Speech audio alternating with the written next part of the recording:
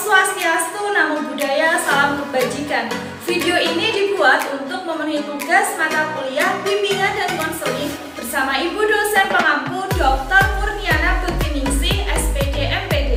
Sebelumnya izin memperkenalkan diri, kami dari kelompok 11 terdiri dari 4 anggota. Yang pertama yaitu saya sendiri, Devi Septiani, dengan NIM 1401421325. Saya Aisyah dengan NIM 1401421322. Perkenalkan, nama saya Wisnu Adi Suryantono dengan NIM 1401421323. Saya Siti Aninatun dengan NIM 1401421324. Di sini kami akan membahas materi terkait jenis-jenis masalah siswa di berbagai tingkat sekolah, TK, SD, SMP, dan SMA, serta cara penanganannya.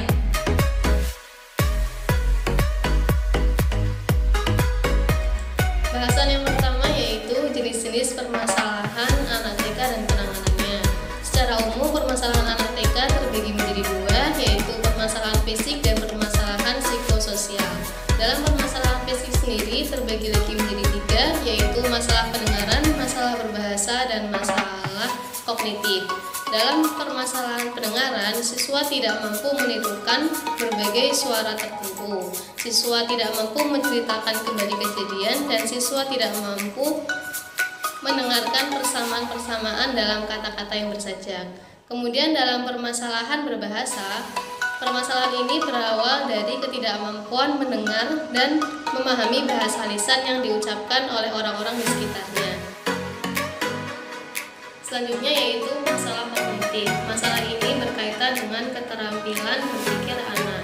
Ciri perkembangan kognitif anak usia TK yaitu anak mampu mendeskripsikan objek secara fisik namun belum mampu berpikir kritis, dan anak tidak mampu memahami pemikiran orang dewasa.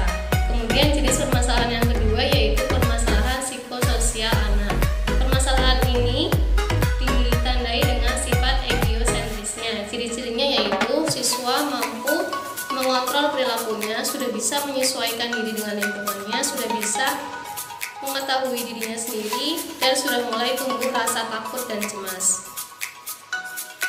Dari berbagai permasalahan di atas, terdapat upaya-upaya penanganan permasalahannya, yaitu jangan pernah menganggap remeh perilaku siswa, selalu membimbing tingkah laku siswa, jangan pernah bingung dalam menghadapi tingkah laku siswa, dan guru harus mempunyai tingkat kepekaan yang tinggi terhadap perubahan perilaku siswa.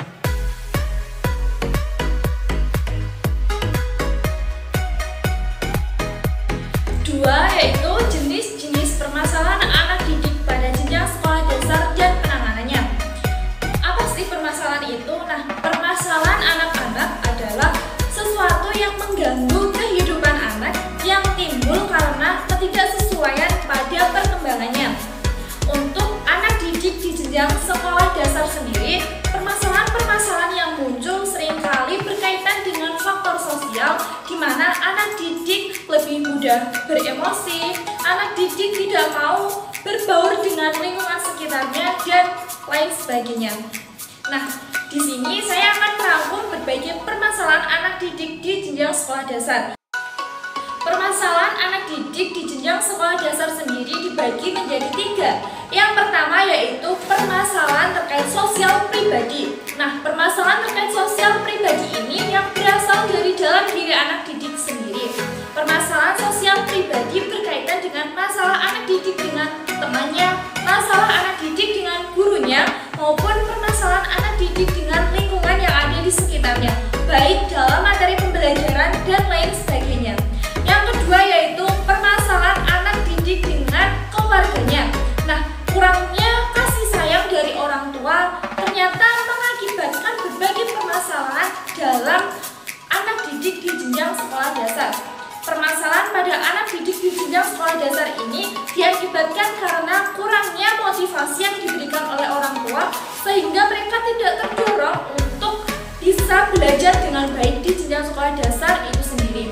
Kemudian yang ketiga yaitu permasalahan terkait akademik. Nah, permasalahan terkait akademik ini merupakan permasalahan utama yang ada pada sekolah dasar, di mana pemahaman siswa antara siswa yang satu dengan siswa yang lainnya tentunya berbeda dalam menyerap materi pembelajaran. Hal ini bisa saja menimbulkan berbagai permasalahan dalam dunia pendidikan. Solusi yang bisa digunakan untuk mengatasi permasalahan tersebut yang pertama yaitu dengan adanya konseling pribadi, di mana konseling pribadi ini dilakukan anak didik kepada gurunya terkait permasalahan-permasalahan yang sedang dihadapinya. Yang kedua yaitu bimbingan kelompok, di mana ada sekelompok anak didik yang melakukan bimbingan kepada gurunya terkait permasalahan-permasalahan yang terjadi di dalam kelompok bermainnya. Yang ketiga yaitu adanya konseling kelompok, dan yang terakhir yaitu dengan adanya pengajaran remedial. Nah, pengajaran remedial ini sangat penting sekali untuk dilakukan anak didik di jenjang sekolah dasar, di mana anak didik akan terdorong untuk melakukan atau mencapai hasil sesuai dengan yang diharapkannya.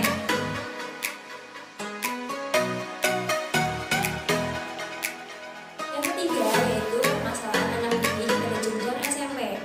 Meliputi 5 poin. Yang pertama ada masalah terkait penampilan. Baik berupa anak siswa SMP tertarik mulai dengan lawan jenis. Mereka dapat permasalahannya banyak anak SMP yang belum mulai pacaran. Yang kedua, masalah terkait lingkungan sekolah.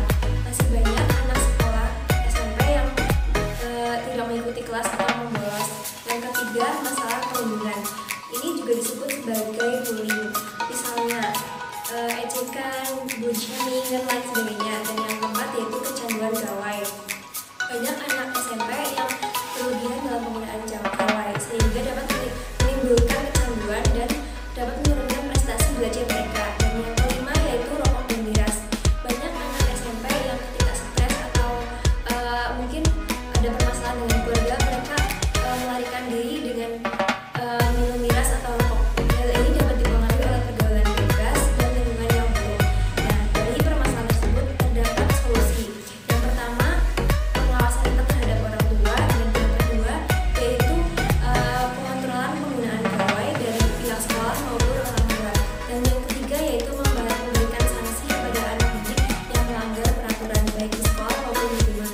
Dan yang terakhir memberikan teguran yang tegas kepada peserta didik.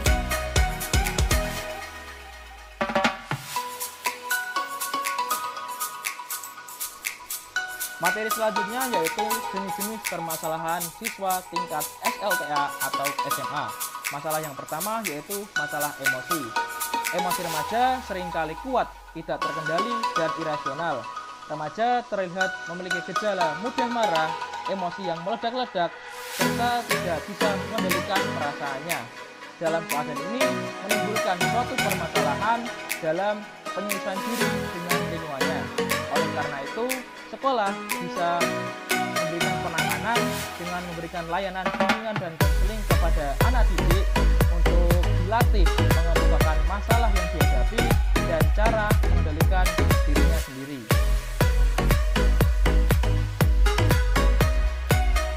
Masalah yang kedua yaitu masalah penyesuaian diri.